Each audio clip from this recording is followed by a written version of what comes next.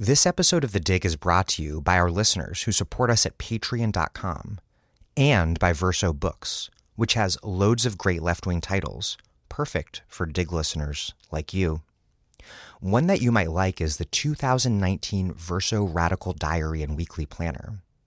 A stylish diary filled with radical historical dates from across the world, the 2019 Verso Radical Diary is a beautifully designed week-to-view planner where you can keep track of the year ahead. Alongside illustrations and book excerpts, it features significant radical dates from throughout history, including the English Civil War and Black Panther movement, through to the protests of 1968 and feminist emancipation, touching on the lives of revolutionaries such as Angela Davis, Rosa Luxemburg, and Martin Luther King Jr. The 2019 edition includes illustrations from Savage Messiah, Laura Oldfield Ford's brilliant psychogeographic graphic novel, as well as extracts from brand new Verso books, including Revolting Prostitutes, New Dark Age, and Paradise Rot. The 2019 Verso Radical Diary and Weekly Planner. Out now from none other than Verso Books.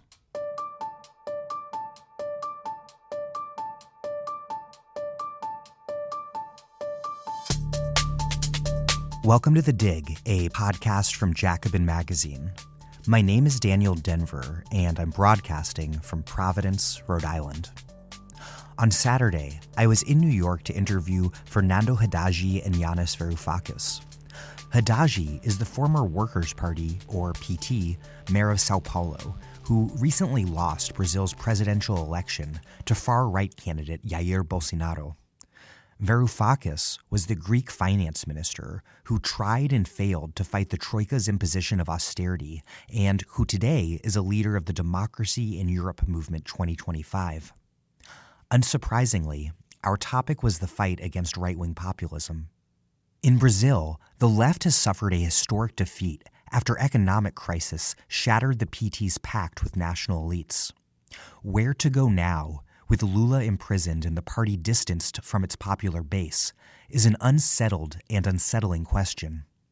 Bolsonaro is an unrepentant cheerleader for Brazil's military dictatorship and threatens to unleash a combination of state and vigilante violence and repression blessed by powerful evangelical leaders, all to facilitate a reactionary agenda that will harm not only Brazil's most vulnerable, but also the entire planet, given his inclination to destroy the Amazon. In Europe, the powers that be crushed the possibilities of a left alternative. As a result, that very same establishment has unleashed a right-wing populism that has taken power or threatens to do so across the EU.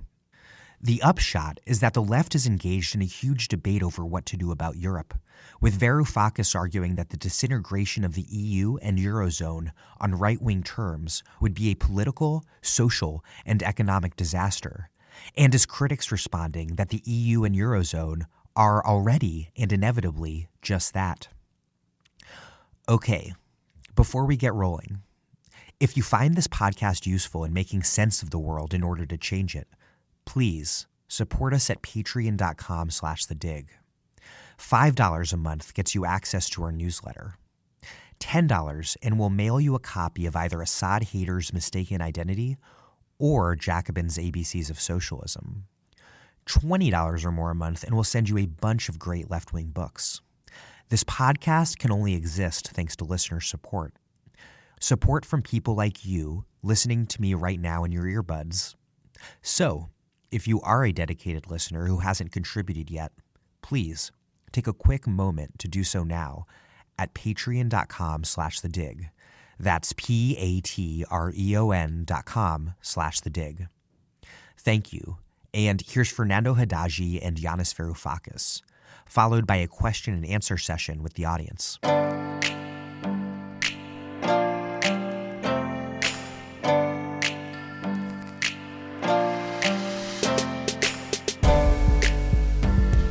Fernando Haddad and Yanis Varoufakis, welcome to The Dig. Thank you for the opportunity. Before we get into the origins of today's right-wing populists, I want to ask each of you about what is happening right now. In Europe, we have right populists either in power or threatening to take power in various countries. In Brazil, we have just this incredibly vile, brutally violent, homophobic, sexist, unrepentant apologist for the military dictatorship about to take office. In the US, we all know what's going on here. My question is, what is the magnitude of the danger, and what are the biggest threats in the short and long term? Well, thank you for the wonderful introduction and the instructions, which I am going to follow. I'm going to hold you to it. Before I answer the question, I need to thank these two venerable institutions. The New School, which proves that there is room for progressive social science education in this country, and Jacobin, that proves that it is possible to have printed magazines that maintain the rage against a ridiculous world in which we live. Speaking of the ridiculous world in which we live, I'm now going to answer your question. Okay, look, let's keep it simple, because the more complicated it is, the simpler our narrative must be, without being simplistic. 2008, in this great city, we had the unfolding of our generation's 1929. Just like after 1929, a magnificent bubble of financialized capital burst. And very soon after that, a hapless, clueless establishment, remember Herbert Hoover, in this country, as well as the Weimar Republic in Germany, the heart of Europe, they struggled to shift very cynically the costs of their own crisis onto the shoulders of the weakest of citizens. What followed was deflationary economic forces, a depression that was simultaneously economic and psychological, and nothing guarantees more powerfully the emergence of political monsters than a combination of a prior bubble, the bursting, the humiliation, and the transfer of the costs onto the shoulders of the weakest. So in exactly the same way that in the 1930s, that humiliation and the lack of any prospect, as well as the failure of the left to organize and to remain united and to form sustainable coalitions with a broader network of social and political forces, it contributed to strongmen, patriarchs, misogynists, racists, getting a soapbox, standing on it, and turning to you and saying, I'm going to make you proud again. They did not promise concentration camps and war. They promised to make us proud again, to put our countries first, to return dignity to us. In some occasions, to look after the working class. I'll remind you that it was Benito Mussolini who first introduced a universal pension system in Europe, actually in the world. The deal was, I'm going to provide minimum living conditions for the working class as long as trade unions are banned, democratic politics is suspended, and you become my army so that I can wage war against you and all the other peoples in the world. Does this ring a bell? Is this not what is happening today? Bolsonaro, Trump, Steve Bannon is organizing all the fascistoids of Europe into one solid, powerful nationalist international, which is a contradiction in term, but it is not in reality, because the fascists know how to internationalize and cooperate, just like the bankers know. We of the left are the only ones who don't know how to do it. And this is why it was such a great pleasure yesterday with Bernie Sanders to inaugurate the Progressive International in Vermont. We'll talk more about it. But look, let me put it simply. We have a choice. Either we're going to fail like our grandparents did in the 1930s, to bring about the progressive coalition that knows how to transcend national borders as well as traditional divisions between political formations and parties. Either we're going to learn how not to repeat our grandparents' mistake, or we won't. This is the moment of truth. Tomorrow is another country, another continent. We have an opportunity. our chances are not very good. We're losing everywhere. Let's be honest with one another. Huh? These are wonderful meetings. Like in Vermont yesterday, today here at the new school, this is a beautiful meeting. But let us not make the mistake that progressives usually make of falling in love with ourselves and our rhetoric and feeling very good about ourselves, so much so that we go home and nothing happens, and tomorrow we are defeated again by the Trumps, the Bolsonaros, the Netanyahus, the Salvinis, the Kurzes, the Seehofers, and so on and so forth. I've spoken enough. Thank you. Fernando. Thank you for Jacobin and New School. Thank you, Varoufakis, for the opportunity to dialogue with you. I apologize for my English. Since 1989, I don't give a speech in English. I have a help here beside me. If we think about the 80s, what was the condition of the left then? The Soviet Union collapsed. The national development in the third world collapsed because of the debt. And the social democracy in the center, in the core of the system, also collapsed and gave place all over the world to neoliberalism from Thatcher, from Reagan, and so on. One aspect of this movement was the deregulation of finance. And all the left knows then that this movement will ensure, will guarantee a crisis, a financial crisis, because it was impossible to manage the economy in a Keynesian mode with a deregulation of the finance, the international finance. It's impossible. All those institutions post-World War II was not in place anymore. So it was impossible to deal with the crisis, if it occurs, with the in an old-fashioned way. So the left knew a crisis will occur, but we don't deal with that situation, with that scenario. We didn't work hard to offer an alternative when it comes. So when the bubble burst, we don't have an answer for that. How to do in that situation? And what we saw was the socialization of the losses. That's the point. That's the point Varoufakis said right now. The socialization. Everybody in the world is a socialist, in a sense. We want to socialize profit. They want to socialize losses. But everyone is a socialist. So we have to offer an answer for that. And we didn't have an answer. So we are facing right now the political consequences of that, not having an answer for the crisis of 2008, in my opinion.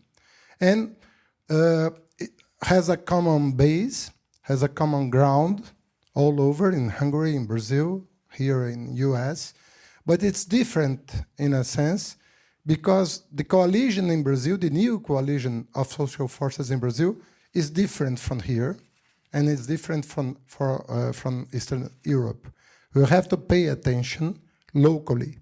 We have to pay attention because the situation in Brazil is quite new for us. It's a coalition of neoliberalism with new fundamentalism provided by the new Pentecostalism in Brazil, the new church in Brazil, which grew a lot. In the same time, PT grew. At the same time, 30 years, in the last 30 years. The military support which is new in Brazil, because since the Constitution of 1988, we don't have any problem with the military sector, and an unprecedented alignment with the US agenda, Trump's agenda, which is also new, because our diplomacy has nothing to do with 100% alignment with any country. So the environmental issue, to give up to host the climate change meeting next year, the move the embassy from Tel Aviv to Jerusalem, all this matter is an alignment with Trump's administration. Has nothing to do with the tradition of our diplomacy. So we have to think locally and internationally to act and to see what's going on. There is a common ground, yes, but there are differences, has to be noted in order to organize the internal forces to defeat this new wave. As you said, we all face this common threat of the populist far right, but I want to ask about some of these local particularities. In Europe and the US, at the center of the ascendant right is anti-migrant politics and xenophobia. In Brazil, it seems like it's more law and order. And I wonder if you think that they serve similar social functions in terms of the state being able to perform a strong security state in a way to compensate for a decimated social state. Obviously, there are different situations because there's an actual security problem in Brazil, whereas the migrant crisis in Europe is actually a political crisis about migration. It takes different forms, but the causality is the same. Let me put it this way. Deflation gives rise to fear of the other. Whoever the other might be. The other might be the Syrian, the Jew, the Greek, the German, the gay, the transsexual, the left-handed as opposed to the right-handed. It really doesn't matter. What matters is that a society suddenly finds itself in a state of bewilderment.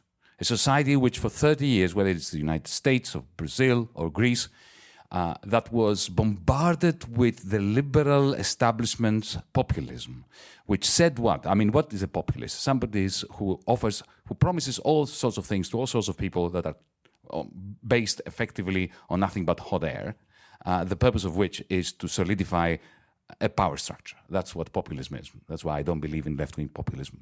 It's a contradiction in terms. There can never be such a thing as left-wing populism. It's only right-wing fascism that develops populist tendencies. And let's not confuse popular with populist. So in Brazil, the other that people fear is the one who's under porters, the drug dealer, the mafioso, or the Venezuelan who is coming over to Brazil. So that becomes the foreigner. In Greece, it's the Nigerian, it is the Albanian, it is the slightly different everywhere. But the point to make is this. There can be no logically coherent explanation of this fear of the other, which is separated from the deep failure of capitalism, of capital to accumulate, to put it in old Marxist terms, to reproduce itself. Because it is not that suddenly Brazilians started fearing crime more than they were 2 years ago. It is not that suddenly the Austrians started fearing people from Serbia. What is going on is really very, very simple.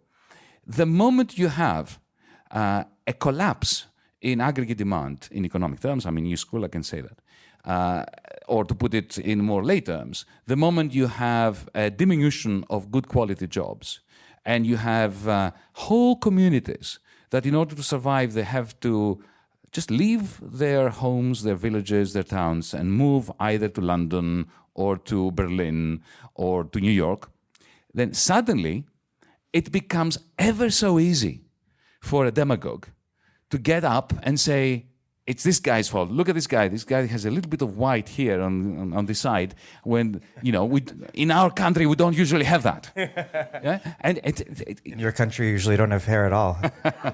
Well, no, they do. I don't. I'm the exception. Me and my dad have no hair. So the point is this.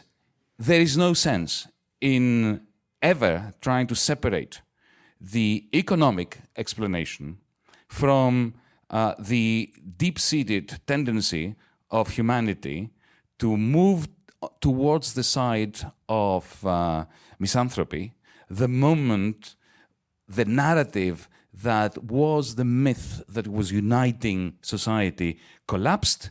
Why? Because the economics collapsed. So the two are one, and any attempt to tell a story which is either economic or based on identity or based on culture, separated from the economics, it produces both bad economics and bad cultural theory.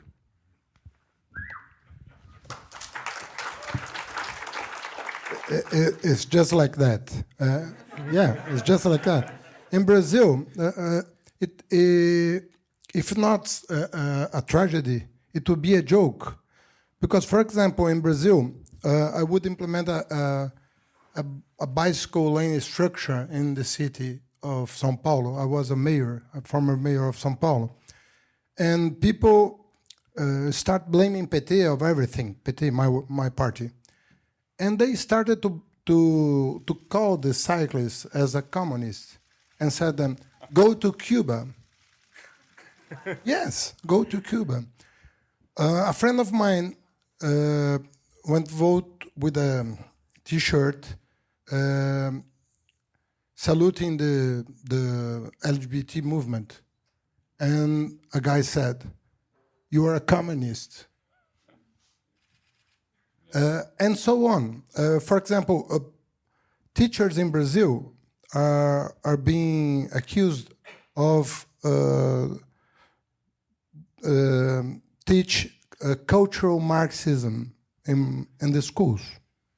In the schools.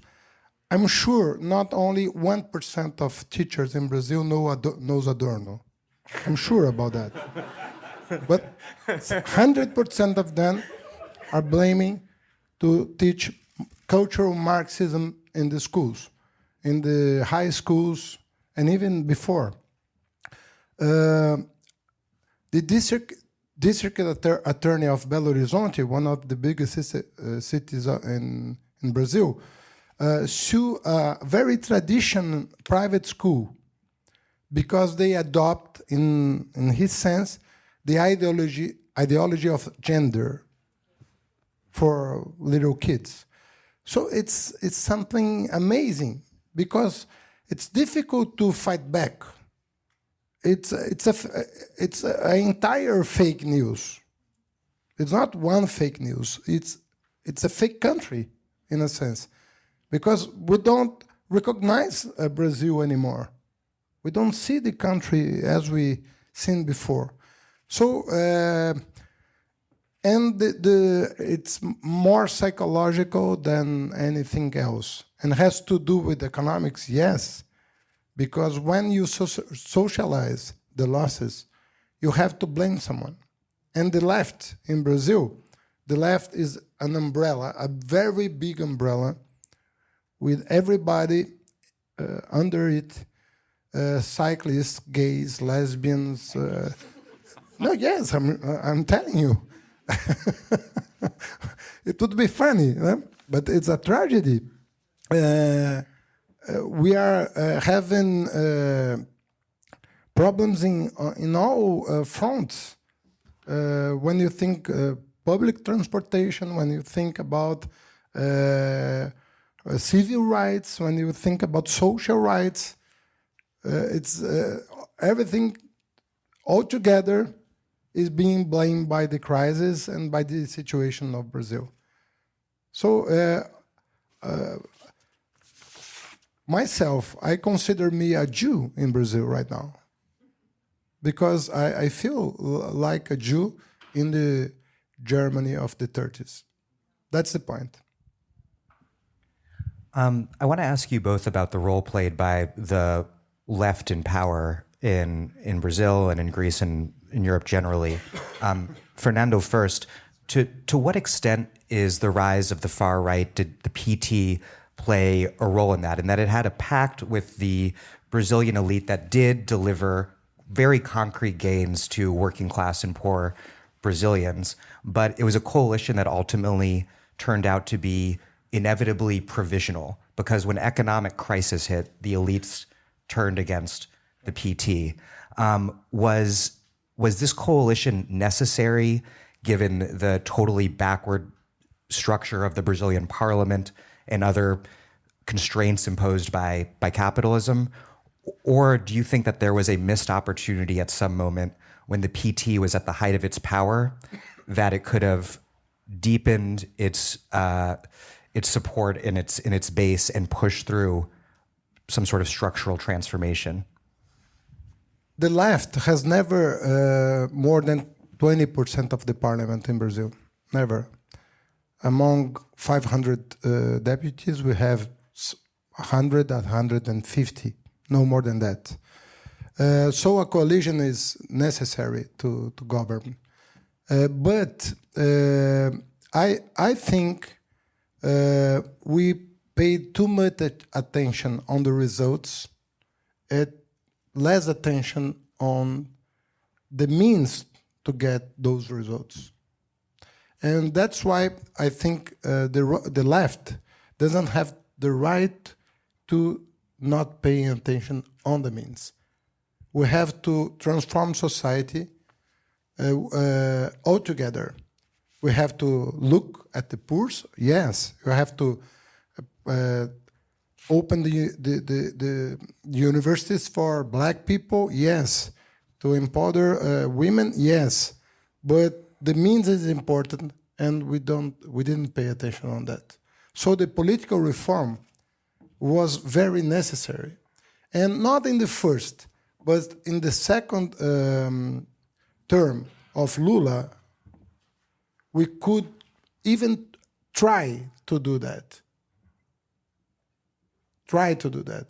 So sometimes it's more important to try something different than to win an election, not to lose the trust of the community. That's my point.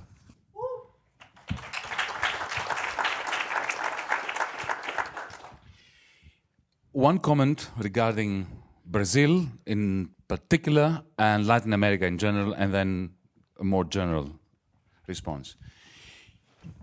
Will you allow me a vulgar, determinist, reductionist point for 1 second? Without a doubt. Thank you. Okay, here's my take. The pink regimes in Latin America, the pink wave, was a result of pent-up frustration by indigenous people, by working class, by trade unions and so on, but it rode the tsunami of China. Chinese unprecedented growth provided your economies with tremendous growth. It was, the exponential increase in Latin American exports to China that created the macroeconomic circumstances for Lula, all the comrades, Bolivia and so on, Argentina, effectively to have the luxury, which is always very short-term, never lasts for very long, of taking a chunk, an amount of value, and using it in order to finance an increase in the income of the working class, which was fantastic. I'm not criticizing it. All I'm saying is that that was a bubble that was inevitable to burst. And it is not by accident that all the left-wing governments in Latin America collapsed simultaneously as the collapse in imports by China of Latin American exports. That was the reductionist point. But it is important to have this in mind, because it reinforces Fernando's point that a left which only focuses on channeling, this is not to be sneezed at, but the problem is when you're channeling, when you're only focusing in the channeling of this, if you want, windfall that comes from China, from Wall Street, from wherever it comes. Even Tony Blair was doing this by financing the National Health Service from what? From the proceeds of the turbocharged financialization of the City of London. It doesn't matter where it's coming from. The left has always, in the last 100 years, made the catastrophic, colossal mistake of focusing on incomes. The smart folks, and this is the enemy, not us, we're the stupid ones, they focus on wealth. You know, they don't give a damn about income. They care about wealth. You know, the multinationals seize assets from indigenous people, from the developing countries, from within your country through privatization, through the expropriation of resources. They grab wealth. And then they, in Congress, in Parliament, they allow us to have a discussion about peanuts, about incomes. And whether we're going to increase Medicare by 0.8% or 0.9%, while they are snatching trillions and trillions of wealth. And the left, because of our historic defeat due to the failure of the Soviet Union, let's be honest about this, okay? We have been cornered into not contesting capitalist property rights. This is, I think, Fernando's point. Huh? Property rights. It's what matters. Rights over the returns to wealth. When are we going to wake up and realize that a reformist gradualist process will always favor those who snatch wealth, who ensure that the only solution to the class conflict that results is taller and taller walls between countries, but also within our own cities, between gated communities and slums, and the destruction of the planet due to this massive expropriation of effectively fossil fuel-directed wealth. If a progressive international is going to contribute anything to our progressive movements in Brazil, in the United States, in New York, in Rhode Island, wherever it happens to be. Rhode Island, where did I think of it? I don't know. That's where I'm I live. jet-lagged. You have to forgive me, right?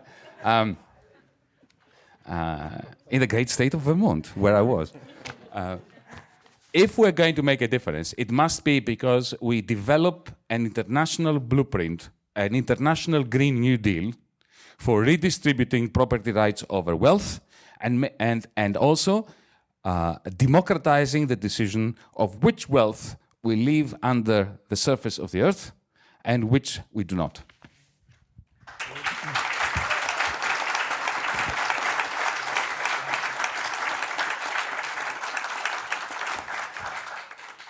Yannis, I asked Fernando about the PT's shortcomings, and now I need to ask you about what critics of what you're doing right now say and get your response.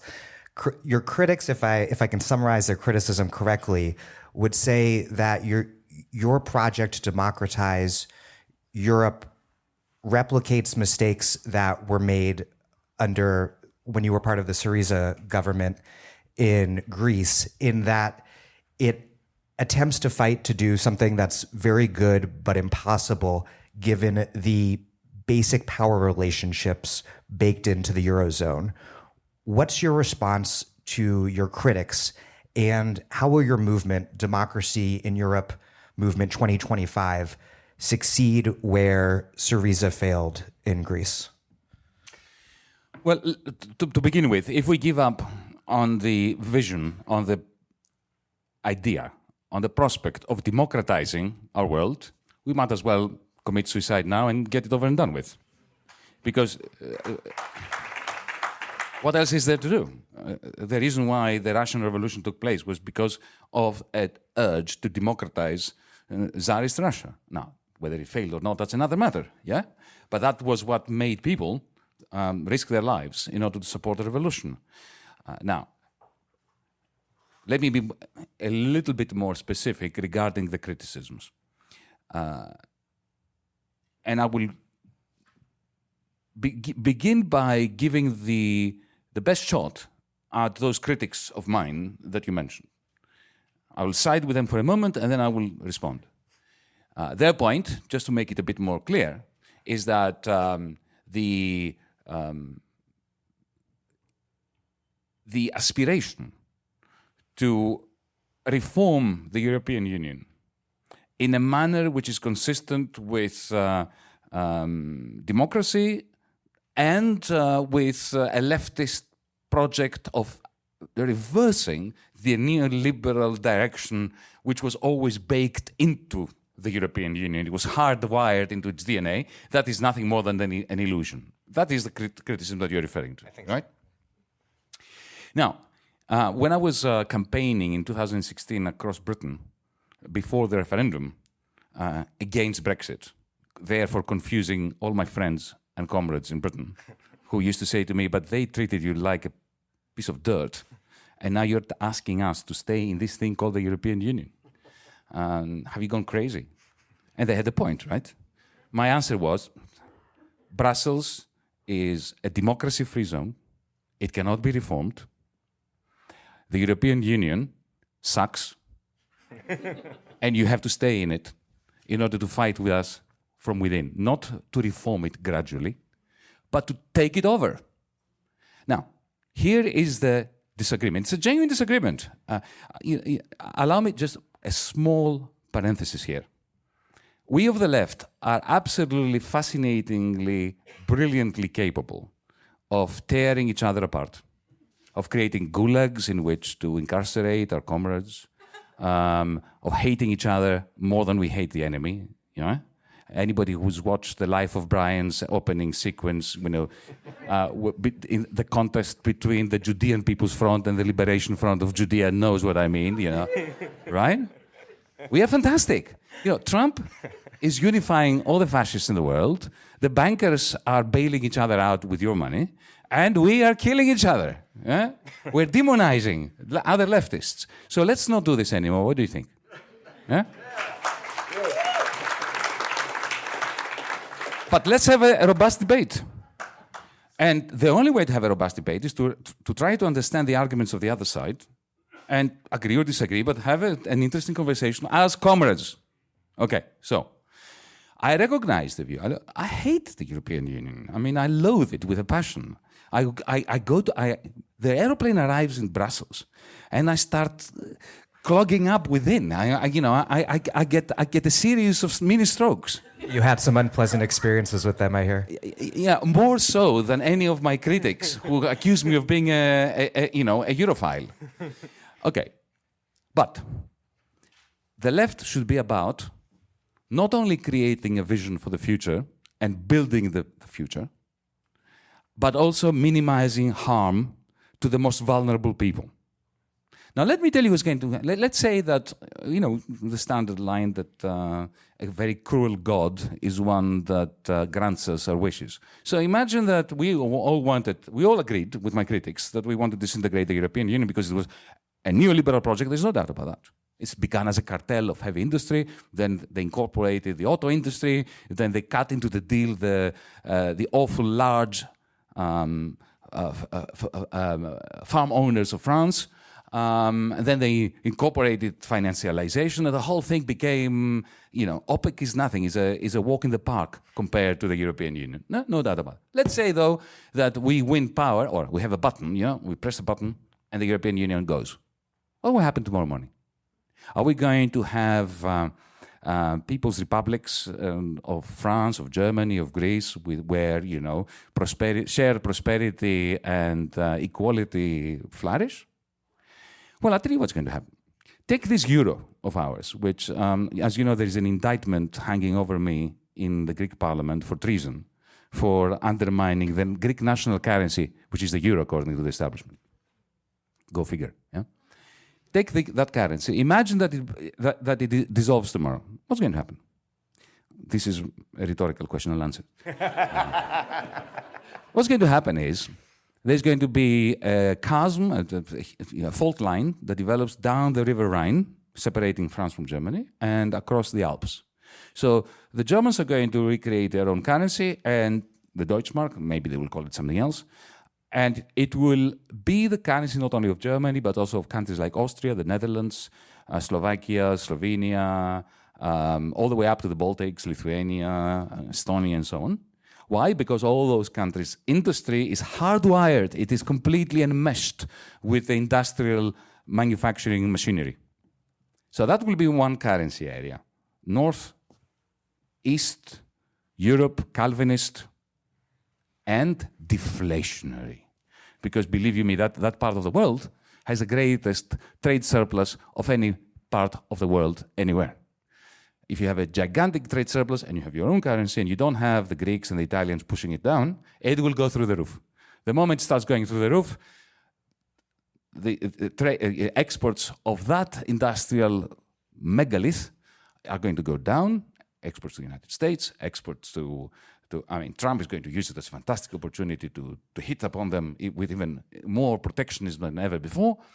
And that part of Germanic Europe is going to face a fantastic increase in unemployment. So people who are now precariously employed will become completely unemployed.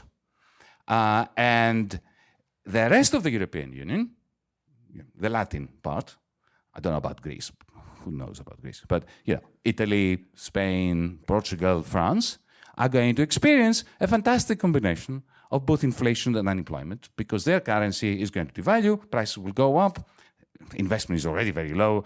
This environment in which that I'm describing is going to be one of great permanent crisis. So we're going to have a deflationary Germanic area and a stagflationary rest of Europe.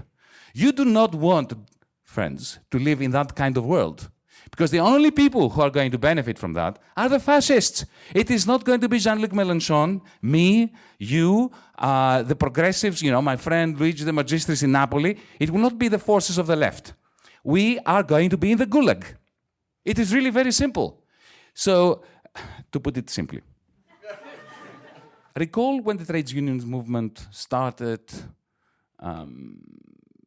becoming significant in Britain, in France, in the United States. It was in the 19th century.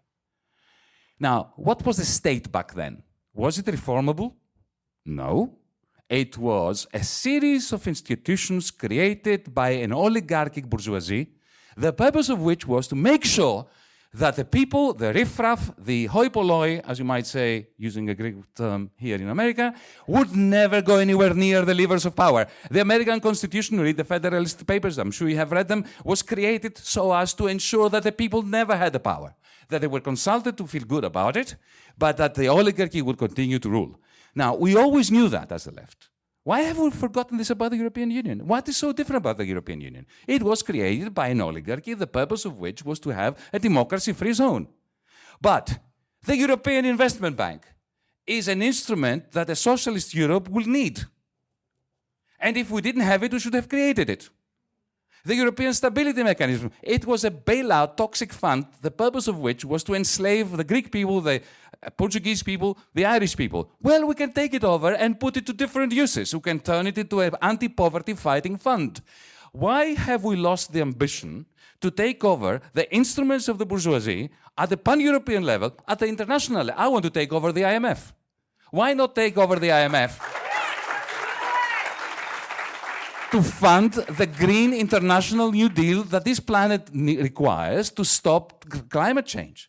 Let's have some ambition here. And I do not want to wake up in the morning with the ambition of creating the People's Republic of Greece with very tall borders around me, keeping everybody else, okay, solving all the problems in my own country, and who gives a damn about the Italians?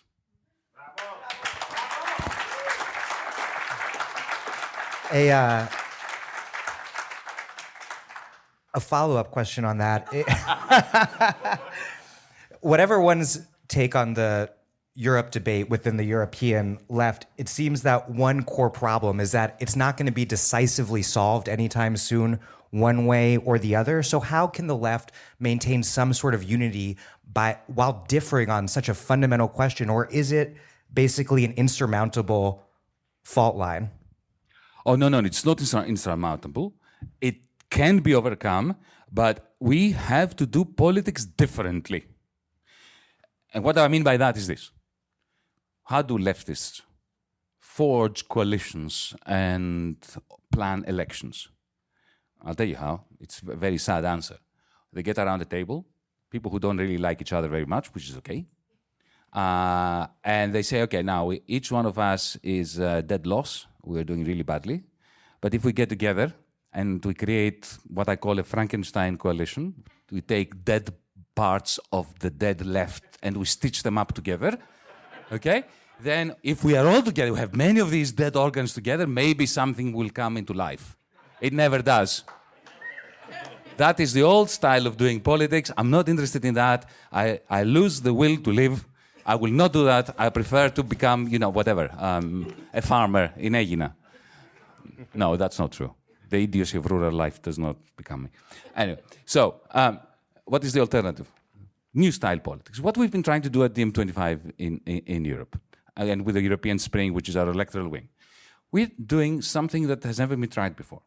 We say to everyone, look, let's identify the 3, 4, 5 realms where people are suffering. Public debt, which is always the excuse for austerity. Yeah? Private debt, people not being able to repay their mortgages, their personal loans, credit cards. Poverty, and the dearth of investment in green technologies, green energy, green transport, the green transition more generally. And these are the 4 main things. You can add migration as an add-on if you want, because I personally think that if you solve all the other things, people will forget that there is a migration problem. We will just open their borders and say, come in. Yeah? That's my view. But we can add the 5th if you want migration. And sit down and have a discussion about this. How about that?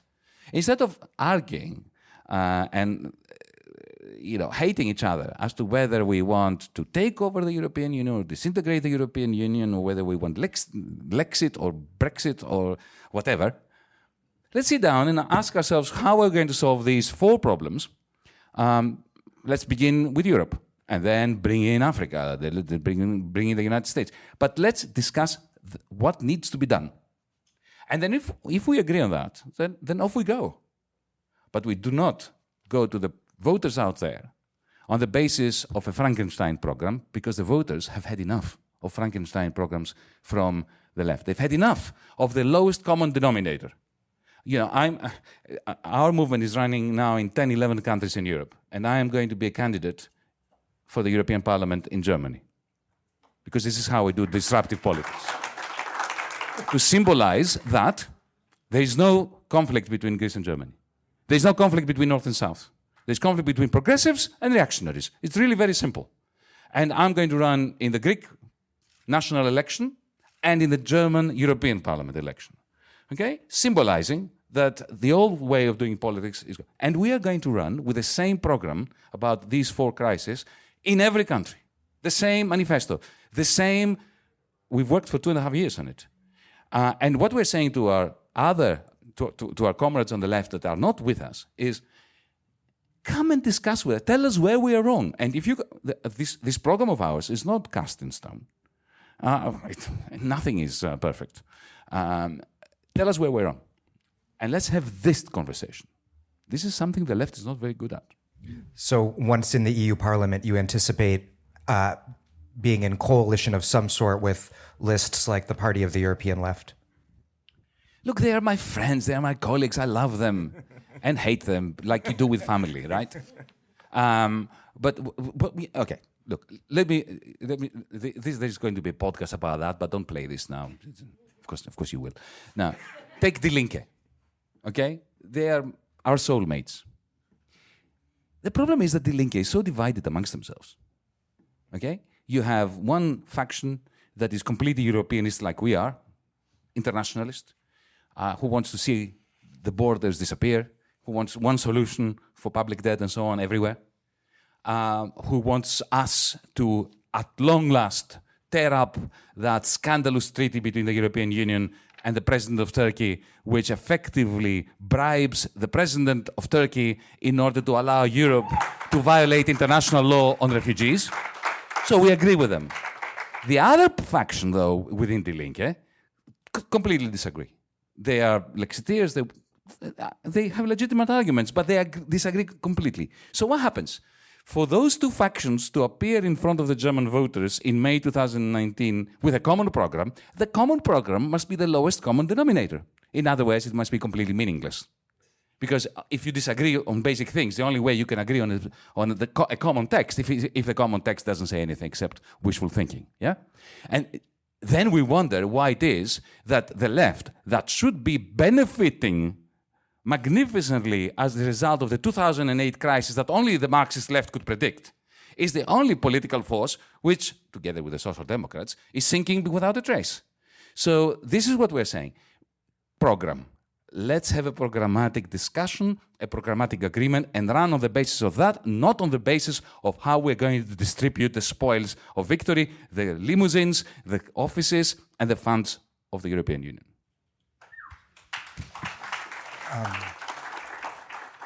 Fernando, I want to ask you about what the Brazilian left in general and the PT in particular needs to do to fight itself out of this very difficult and rather terrifying situation that it finds itself in right now. Recently, there's been a lot of discussion in Brazil about a statement made by the rapper Mano Brown.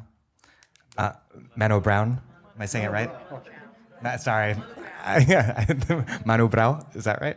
Closer? My Portuguese is non-existent, sorry. He said, quote, "If we are the party of the workers, we need to know what the people want.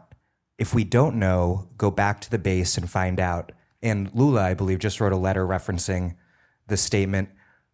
What does going back to the base and asking the people what they want look like in practice? And do you agree that that's what the PT needs to do and the left in general?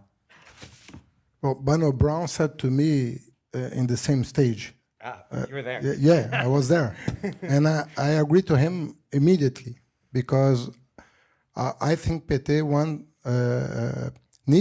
needs to go to the basis because we are facing a new phenomenon in the periphery of the metropolitan areas, which is the new Pentecostalism.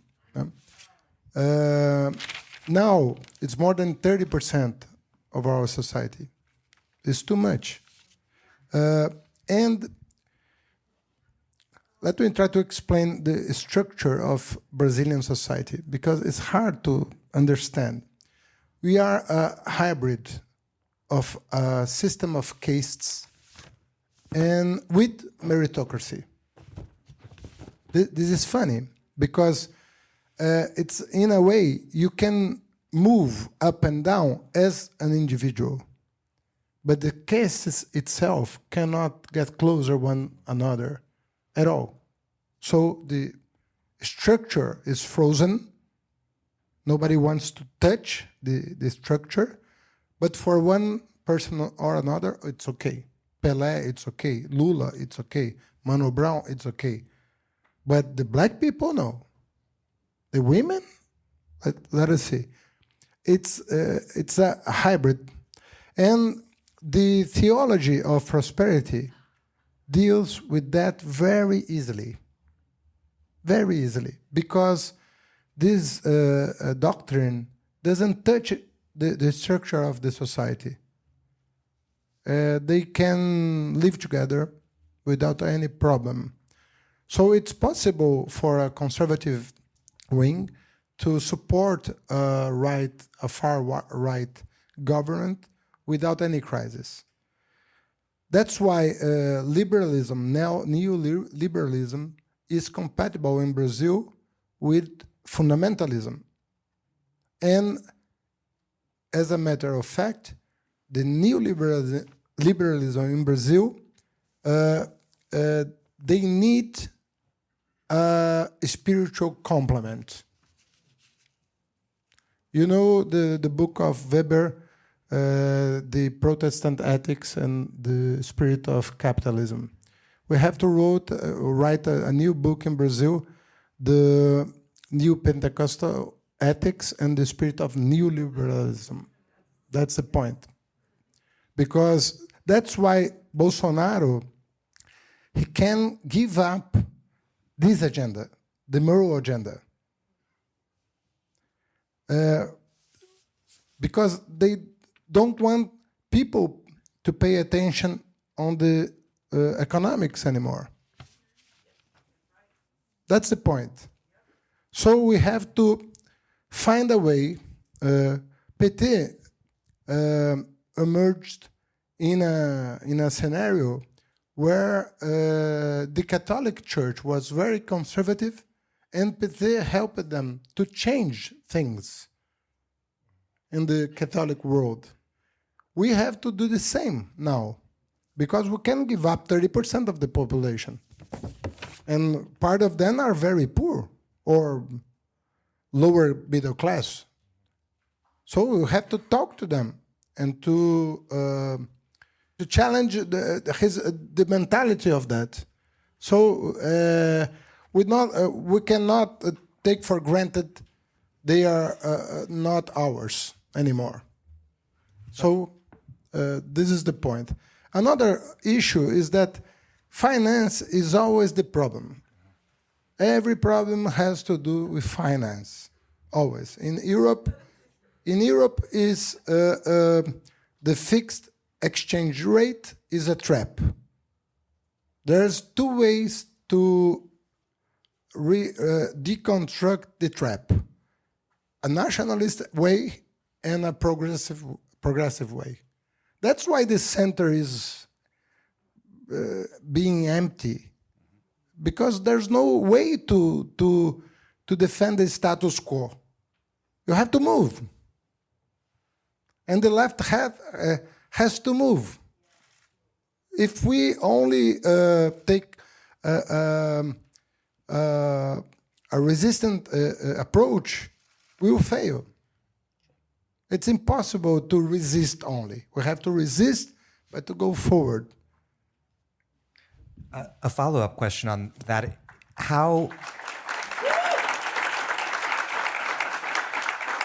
what does reconnecting with the base look like, and how was it that the PT lost connection somewhat with its base? I think it was shortly after you became mayor of Sao Paulo in 2013. There were this massive protests against bus fare hikes, and in retrospect, they sort of played out to the advantage of the right. But those were the sorts of social movements that the PT in its earlier years would have been energized by rather than threatened by. How did that play out the way it did? In 2013, in the very beginning of the protest, the riots has to do with the bus fare, but just for 1 week. After that, the right-wing protesters got the streets and expel the first movement, the protesters who began the movement. So in that situation, we begin to see this new wave, this new conservative way. In just 1 week, everything changes in Brazil. The support for Dilma collapsed to half in 30 days. And it has nothing to do with federal government, the bus fare in São Paulo. So the social media was used there as now in the last election. That's another point. We don't know how to deal with social media. We don't do fake news. We don't pay for shoots when the massive spreading of fake news, as though we had in Brazil. It's something new. And there's money behind that. It's impossible to do without money. So we have to pay attention on that. And the cartels also, because in Brazil, we just have Fox News. We don't have another thing. It's 4 families that hold the whole system, and a Fox News family. And the banks are another cartel. The interest rate in Brazil, it's much higher than anywhere because of the cartel. So we have to think about, as Varoufakis said, the stocks and not the flows, the wealth and not the income. That's the point. The property and not the wage.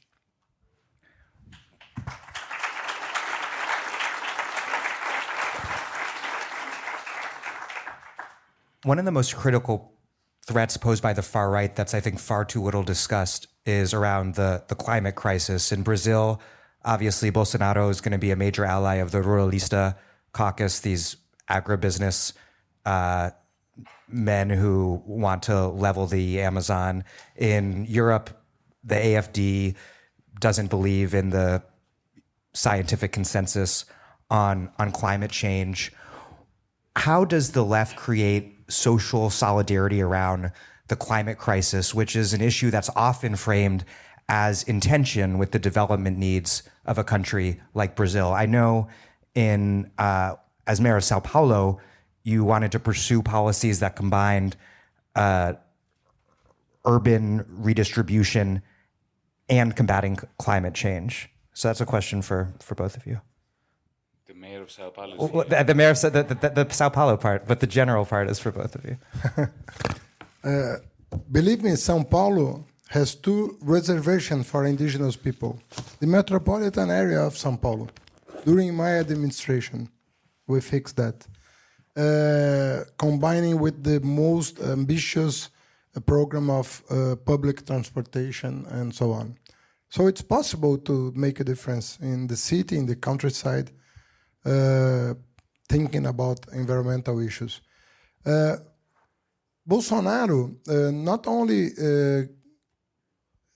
gave up hosting the next climate change meeting in Brazil, but he announced he will not fix any reservation anymore, 1 square millimeter, he said, because he wants the indigenous people to leave the forest range and live with us. Because he said they deserve to be like us. They are inferior right now, but they are improving. That's his point. I'm not sure if he's joking or not. He said in the reservation, they live like in a zoo, like animals. So it's a mess in Brazil right now. Upside down, everything we thought about the Constitution. And why he's doing so? Because he wants to expand the area for agribusiness. And we don't need new land for that. That's the point. Because there are land enough in the hands of agribusiness. They are speculating with land. Land and money are 2 problems in the world. Land and money. In urban areas also, people are being expelling from the center of the urban areas. The gentrification are the same in the whole world because of the cost of land. In the countryside, it's the same. So they are speculating with land as a wealth act, as wealth, not as something to be at disposal of the community to produce something. That's the point. Well, the class war is destroying the planet. And it is important to simply point it out. It doesn't take a lot to create a coalition of the majority and ecology. It is important to point out the connections, the interconnectedness. I'll give you a small example from Greece, since I haven't spoken much about Greece. In 2015, when we won government, and we were still a radical party, it lasted 5 months, but nevertheless, we won with a clearly ecological agenda. An agenda for debt restructuring, both private and public, for alleviating the ill effects, the detrimental effects upon the Greek population of austerity, and an ecological agenda. The majority of the Greeks, in January 2015, that's not a century ago, it's only a few years ago, were determined to leave fossil fuels on the ground. When the right was telling us that they had discovered massive quantities of oil and gas reserves in the Eastern Mediterranean, which we were going to exploit supposedly together with Mr. Netanyahu against the other peoples of the area, like the Turks, like the Palestinians, and so on. We of the left were saying absolutely no.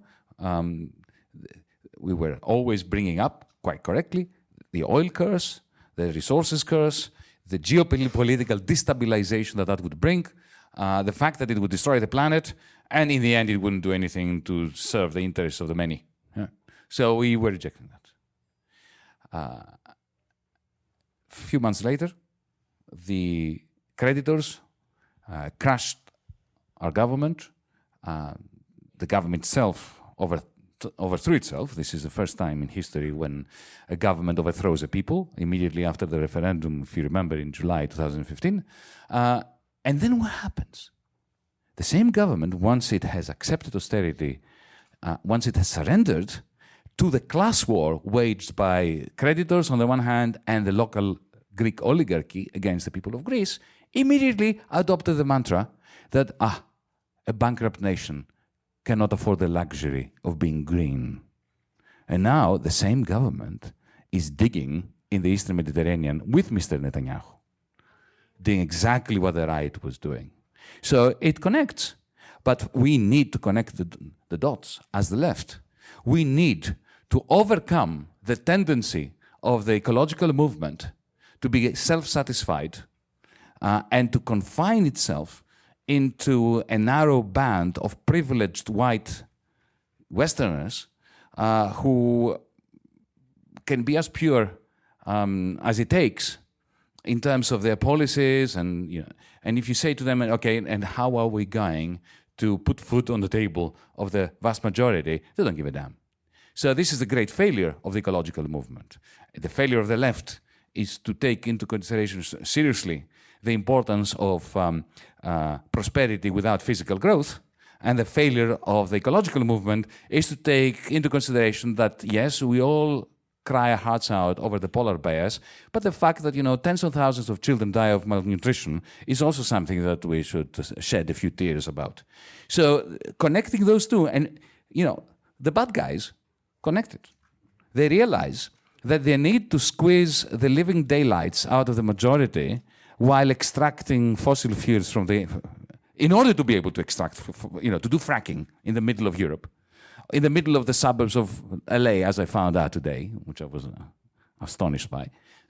They need to squeeze the population in order to destroy the planet, and we need to show, and it's not too difficult, to argue that the interests of the many and the interests of the planet are aligned.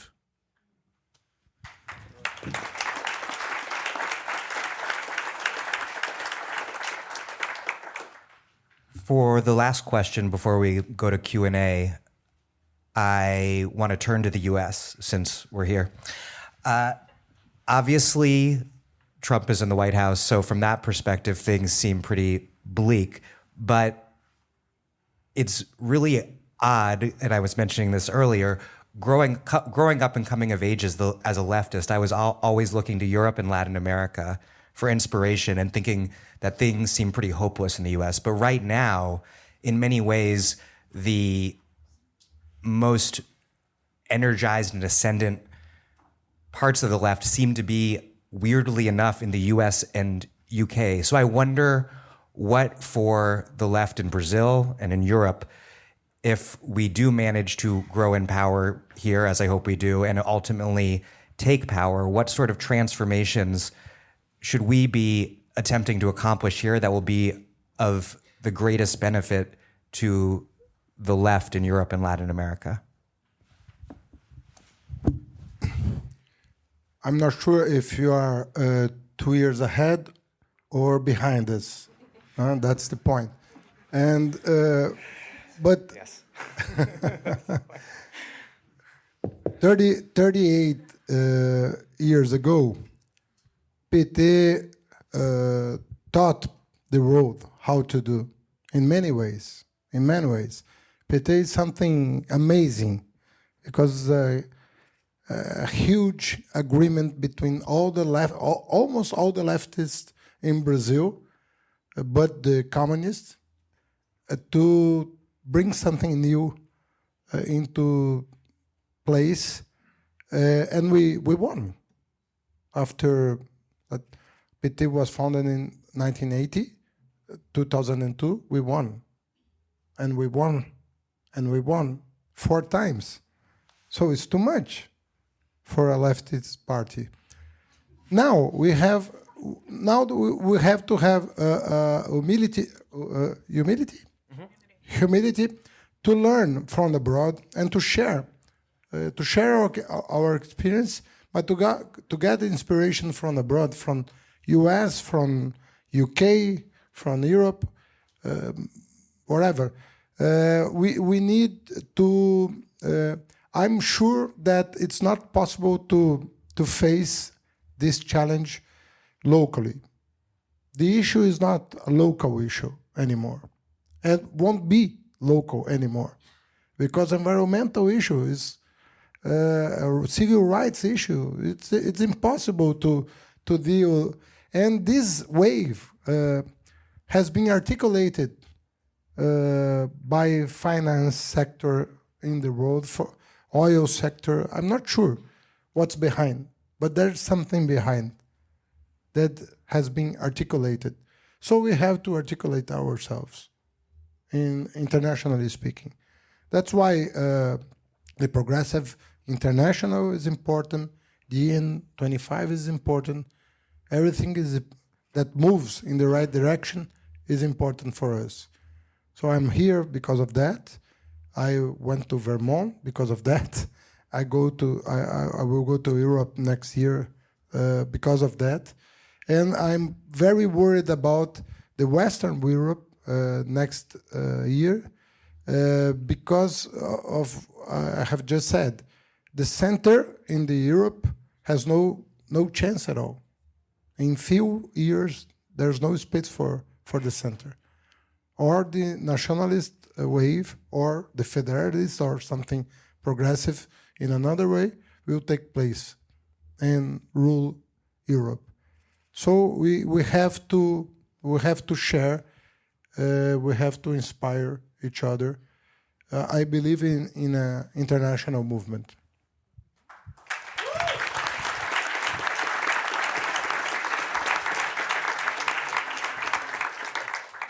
You asked the question, why is it that the United States and the United Kingdom are leading a wave, if you want, of hope, whereas the rest of the world, especially Europe, is not.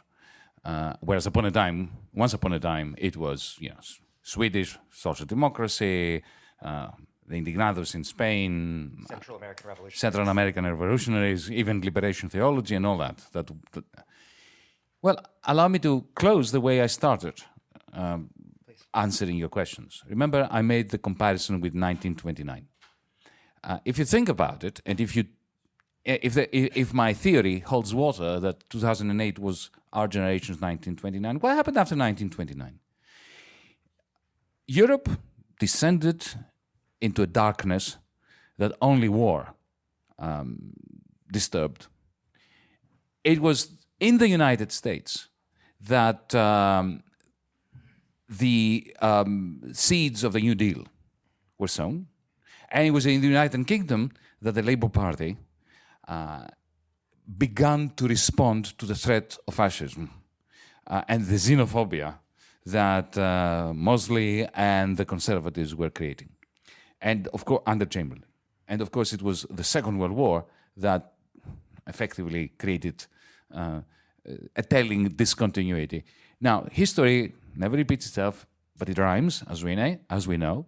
And what we're having again is the UK and the US, after our generation's 1929, producing a movement capable of impeding the progress of the Nationalist International, of the new fascist, of the new Trumpian forces. However, it's important to remember that history does not repeat itself. Maybe it does as a farce, maybe as a tragedy. You're not there. You have not reached your 1933 moment. You're still under Trump. You have a Democratic Party which the establishment of which would much rather see Mr. Trump be re-elected than allow Bernie Sanders to proceed. This is why I said to Bernie Sanders yesterday when we were sitting around the table, you better run because you have a moral and political duty to do this.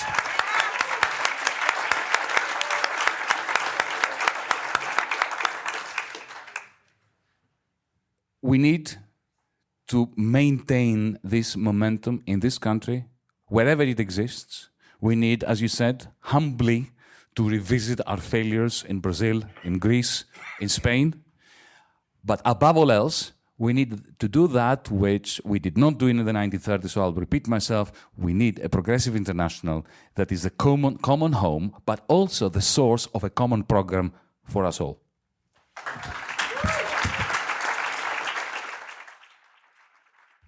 This is Sarah Jaffe, and you are listening to The Dig with Daniel Denvir, my favorite podcast for thoughtful discussions on the U.S. left and beyond, and you can support it on patreon.com. This episode of The Dig is brought to you by our listeners who support us at patreon.com and by Verso Books, which has loads of great left-wing titles, perfect for Dig listeners like you.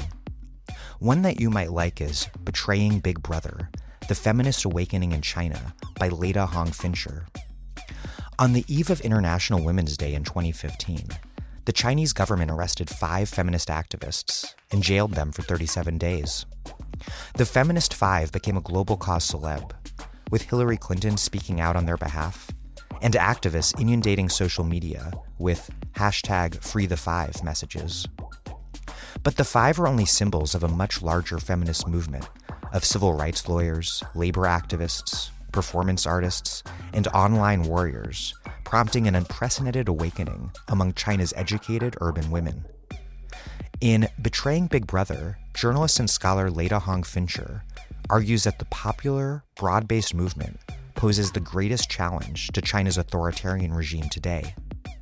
Through interviews with the Feminist Five and other leading Chinese activists, Hong Fincher illuminates both the difficulties they face and their joy of betraying Big Brother, as one of the Feminist Five wrote of the defiance she felt during her detention.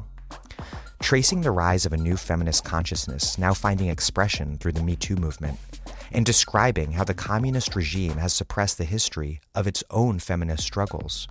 Betraying Big Brother is a story of how the movement against patriarchy could reconfigure China and the world. Betraying Big Brother, The Feminist Awakening in China by Leda Hong Fincher, out now from Verso Books. There's the microphone. I'm going to keep questions at 30 seconds max, and I will cut you off. So please make your way to the mic if you would like to ask a question. You mentioned war. My concern for the last 3 years since I've been on the streets as an activist for Brazil has been, I think they're trying to make Latin America the new Middle East. Question.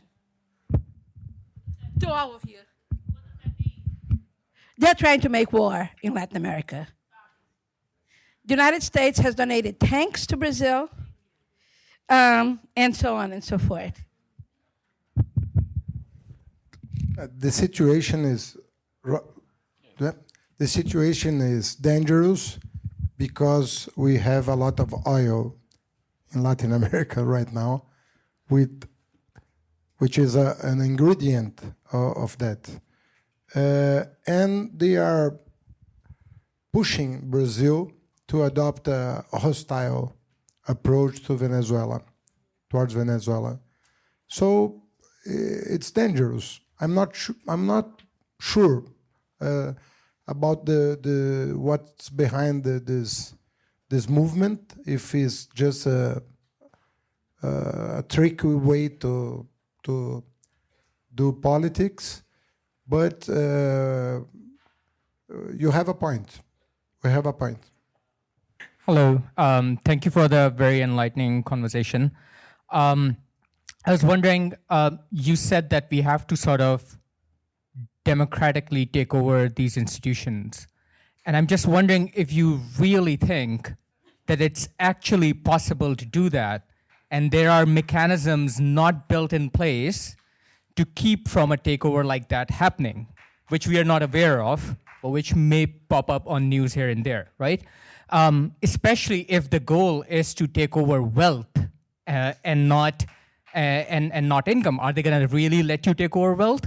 And are we really going to be able to do it without populism?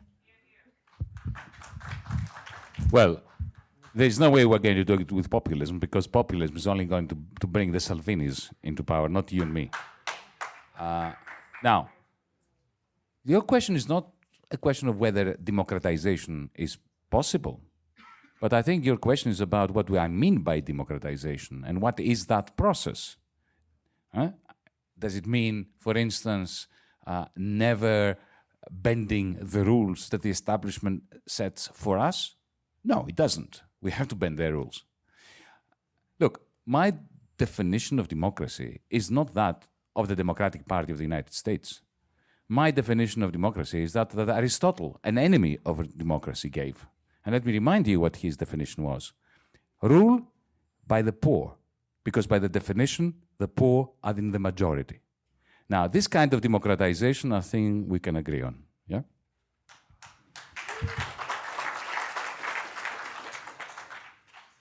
Hi, thank you for the very interesting talk. Since we're trying to develop a lexicon for an international left, I wanted to go back to your point about populism. And I was wondering, because I recently heard Chantal Mouffe speak, and I found her very interesting.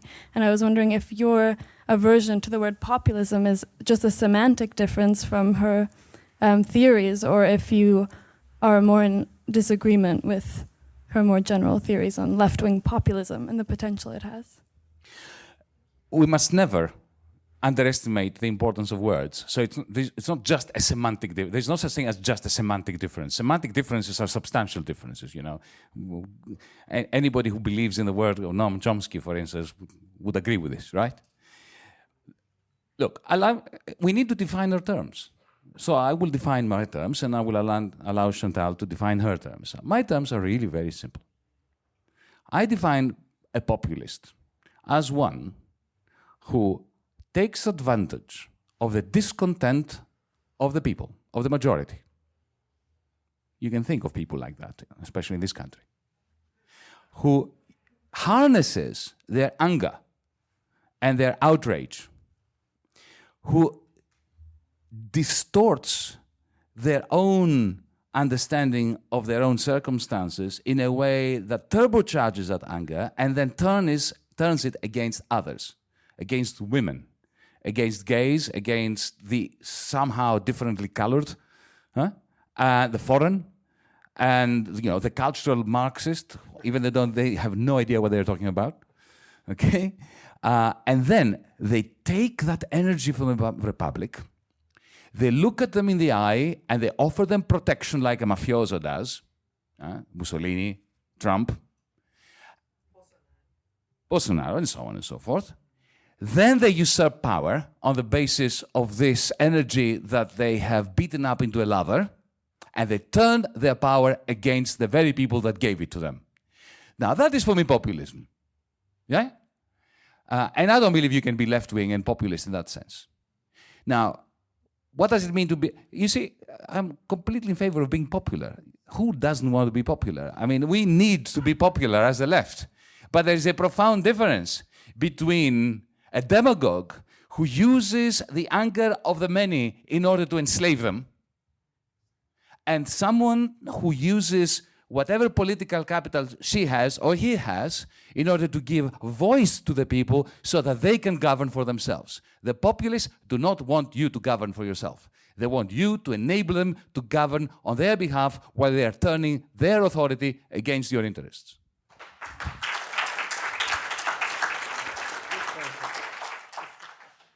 Congratulations in starting the Progressive International. And I think it's very important to remember that the giant social media corporation like Facebook and WhatsApp, they not only helped these awful people get into power, they made it possible for it to happen, right? So I think we need to sue Facebook. I want to sue Facebook. I want to sue WhatsApp. We need resources to fight back right now and fight strongly. So I want to know if do you want to help me? No, I'm not going to help you sue them because I don't believe in the justice system. But what I would like us to do is to nationalize them and internationalize them and socialize them, and I want their shares to go to an international wealth fund. I'm a fifth-year PhD student, and I'm writing a dissertation on democracy promotion policy of the European Union and the United States in post-Soviet region.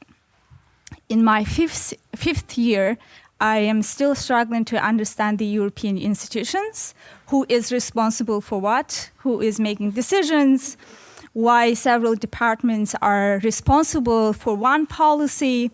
So I wonder whether you have a institutional reform plan for the European Union if you got elected, and how it looks like approximately. Thank you. Well, absolutely. We have nothing else because this is the number one concern of DiEM25: how to take over those institutions and put them to good use. Some of those institutions do very good work, but the European Union was designed to be opaque. It was designed as a democracy-free zone. The lack of transparency is not an accident, it's not a failure, it's the design feature of it. And things are far worse than what you think. Far, far worse. Right? There's bad news and there's worse news. The bad news is that you're right. The worst news is that you have no idea how right you are. Yeah? And what do I mean by that? I was in meetings of ministers of finance. Crucial decisions were being made that affected the life of millions of people. The ministers of finance had no clue what it was that they were agreeing on.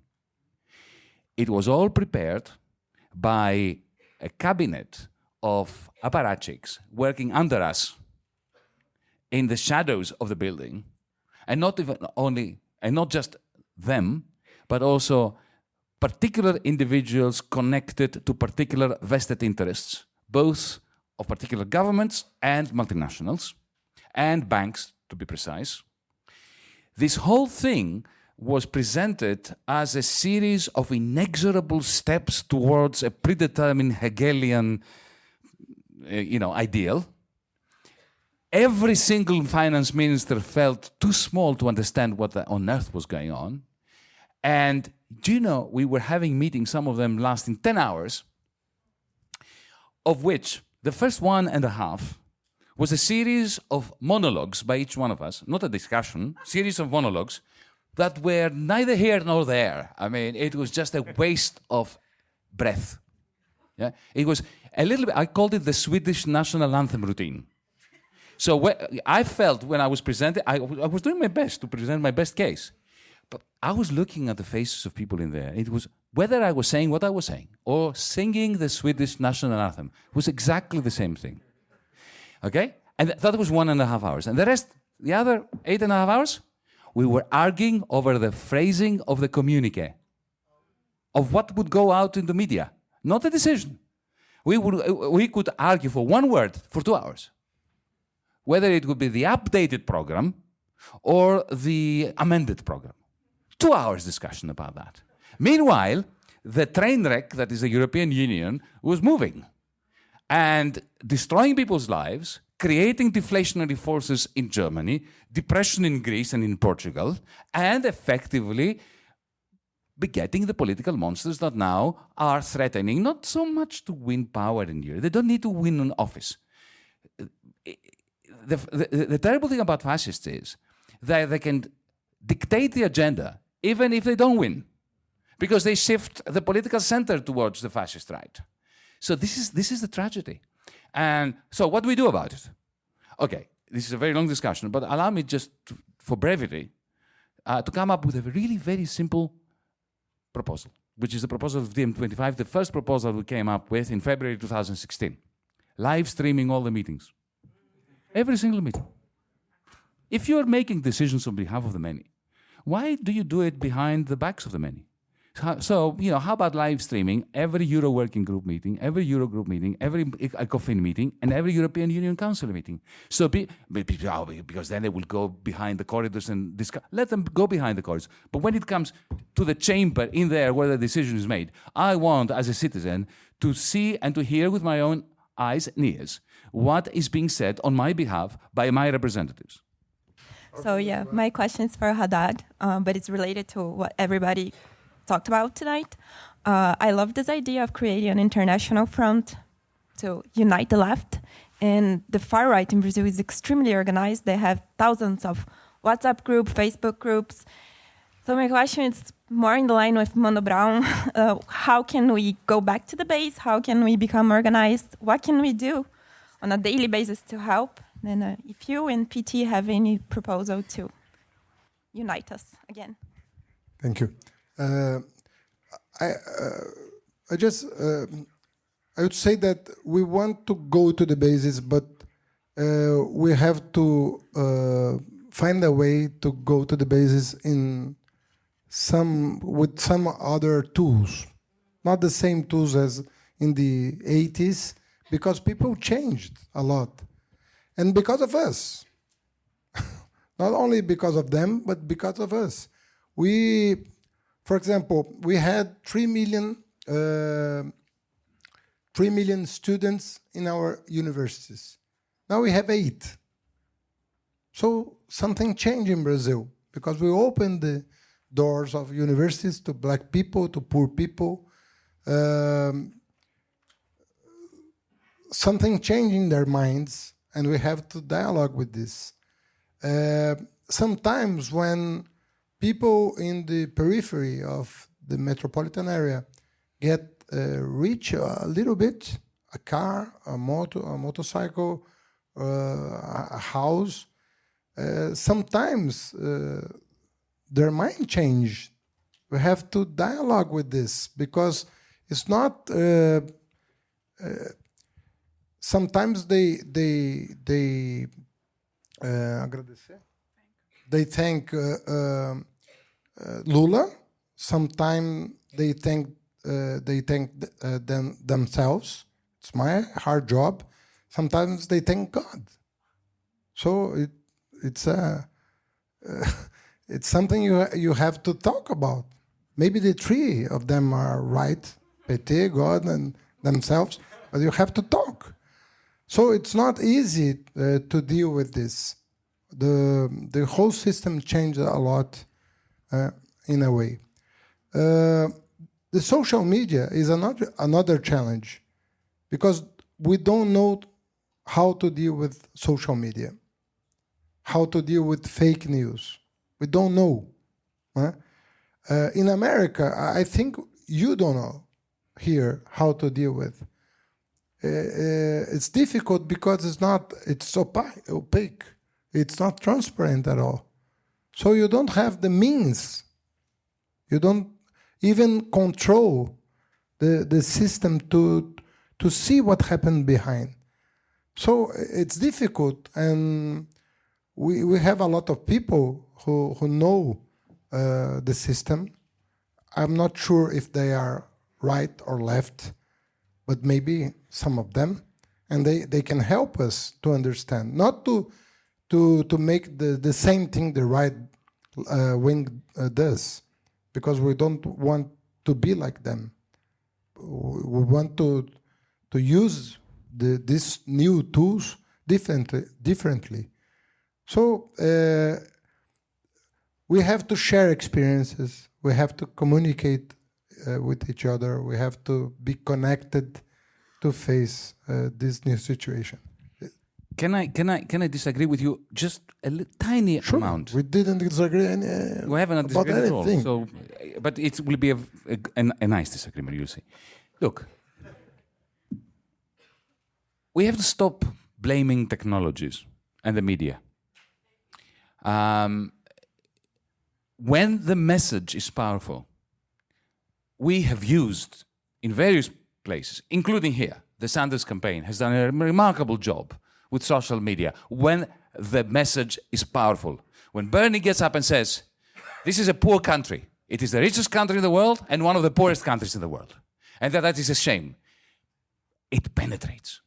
When Hillary Clinton gets up to speak, whatever she says, Donald Trump is going to do better than her on Twitter. Yeah? In Greece, in June, July 2015, when we called the referendum, we had the most powerful institutions in the world that shut down the ATMs around the country to asphyxiate our people. Every television channel was portraying people like me as the devil incarnate. There was a picture 2 days before the referendum. I saw main news of a major television channel. There happened to be, it was summer, we usually have forest fires. There was a scene of a forest fire, flames. My photograph juxtaposed on it, and underneath, he's going to destroy the country. If you vote no, Armageddon, that kind of thing. Every television channel, every radio station, every newspaper was saying that. The social media of the trolls of the right were inundating people. 62% voted no, because we had a powerful message. So let us not hide behind our failures and blaming technologies or the media. Donald Trump went against the establishment and won. He went against Fox News and won. Why? Because he had an ambition. We need to recover the ambition. So what you need to do, I'm not saying join us because we're clever and Progressive International is fantastic. It would be good if you did. But no. I think that you should take the spirit of the Progressive International, the idea that, you're a student here at New School? No. Wherever you are, whatever it is that you're doing. You seem to be bothered about all these issues. Get 10 people together and try to create your own international Green New Deal. What would you like to see change in the world? And then send it to us and engage with us, because we're doing the same thing. And we're doing this thing internationally. Let's brainstorm on what needs to be done, on practical things that affect the planet, that affect the majority of people in the majority of countries, if not in all countries. And then the message is going to find its way of penetrating even the toughest, the thickest, and the tallest of walls. I have a question as someone who's trying to gather those 10 people and explain something, because I have friends who start jittering even when I lift something with my left hand. So I have a question about the identity of the DiEM25 movement. Okay. It's an openly identified movement as a leftist, and a leftist movement, a socialist movement. And you don't refrain from identifying it as so. But it's also not a secret, as we talked about it here, that socialism is at a retreat, and the Nationalist International has the higher hand in appealing to the imaginations of the majority. So my question is, how do you negotiate constructing a narrative that would resonate with the imaginations of the majority while maintaining an identity that is conducive to the ideological stance of the movement? And this is to perhaps sharpen that. So, Yanis, you said that we shouldn't be afraid of taking over the tools of the bourgeoisie, and I agree with you.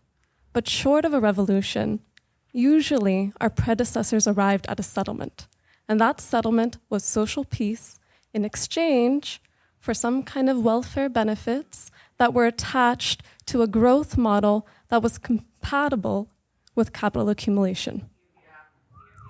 The growth model that exists now in the Eurozone is really in its most coherent version, the German growth model. And that's an export surplus growth model, which is contingent on price stability, which is contingent on austerity, and that is fueled by labor peace in Germany, which you know very well is a reason for the barrier that the Greek and the rest of the peripheral European movements came across. What is the alternative growth model that you would propose that would unleash labor militancy in Germany so that voters there don't go toward AfD? What is the alternative growth model to export surplus? Because I don't think you're going to be able to take over the tools of the bourgeoisie otherwise.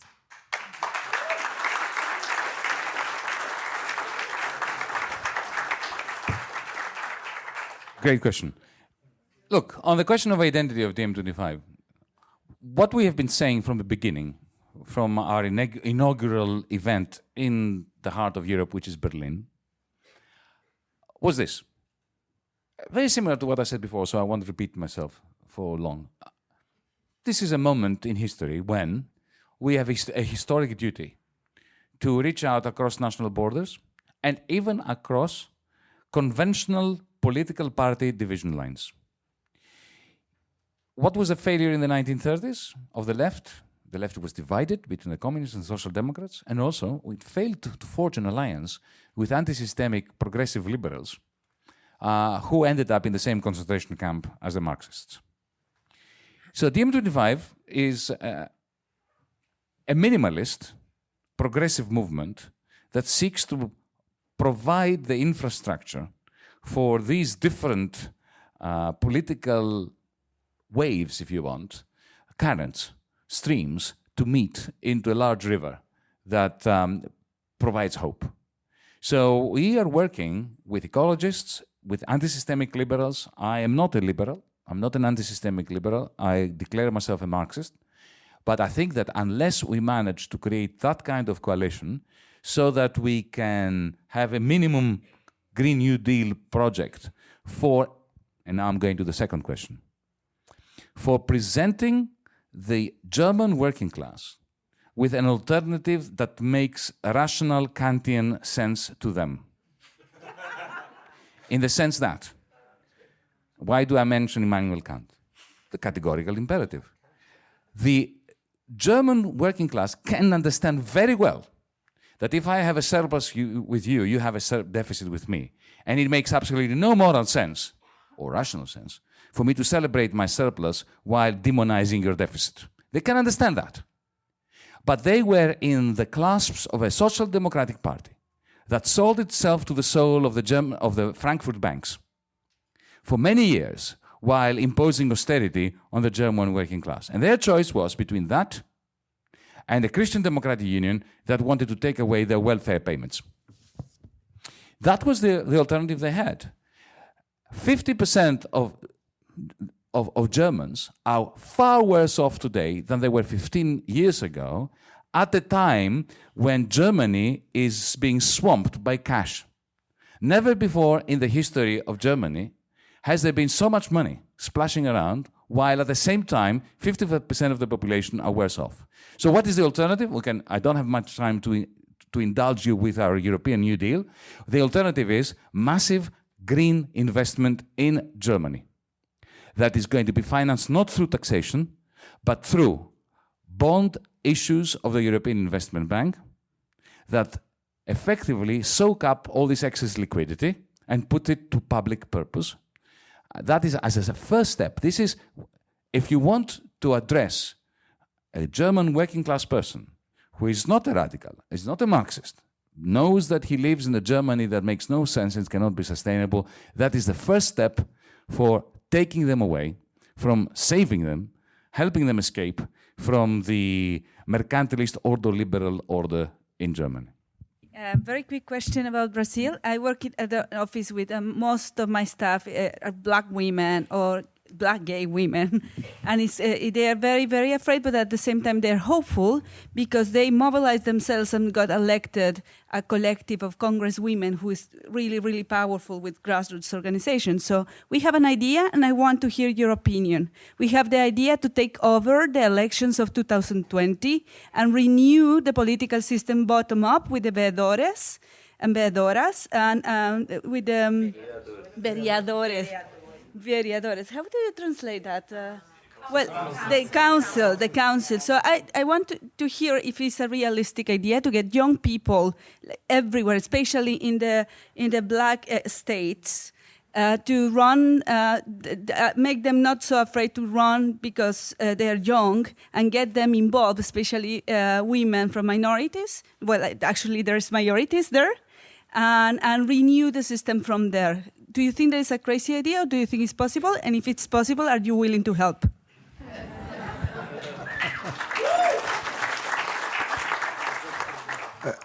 It is a crazy idea, and it is possible, because in Brazil, crazy ideas are possible right now. But there are room for novelty in Brazil, particularly in this field. Women are getting stronger in Brazil. It's real. And I'm not sure if you heard about the Ele Não movement. Ele Não means not him, a movement. In Brazil, 10 days before the second round. No, the first round. The first round. And thank you for that. And they distorted everything. The Bolsonaro's team took picture from another place, another women, and spread the news in the WhatsApp. But it was very strong and very authentic. So from 2 years on, we will have some space to do something about, and I appreciate your idea. Fernando Haddadi and Yanis Varoufakis, thank you very much.